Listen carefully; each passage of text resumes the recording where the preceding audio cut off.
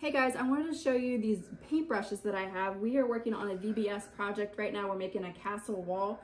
So these brushes have been really great because I'm able to get into very tight spots, and it just does a really good job with doing fine details and stuff.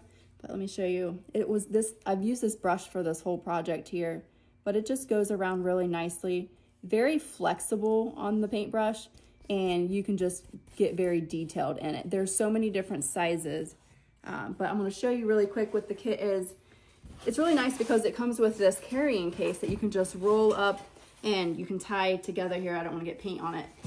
But what is nice also is that there's a lot of different sizes in here. So I think there's like 25 different ones. This is to protect the brushes. I also just keep the little plastic coverings on here so that it doesn't get ruined. But what I've noticed about these brushes is it doesn't fray and it doesn't lose a lot of the bristles. So many times when you paint and you get the little hairs that come off on the brushes, I have been painting this whole board and I haven't had one hair come off of here. It's been a really nice brush.